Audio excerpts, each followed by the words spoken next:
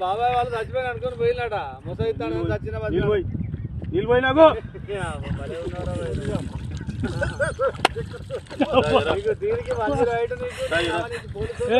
ఎందుకు పన్న వాళ్ళ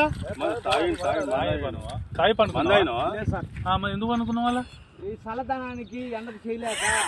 కన్నీకి ఓడిపోయి వచ్చిన గెలవలేక ఏం చేసావు 10 రోజుల నుంచి గణేట్ చేత నాతో గట్టించి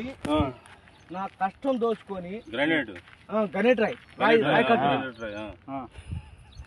నాకు అంటే డబ్బులు ఇచ్చారు కానీ శ్రమ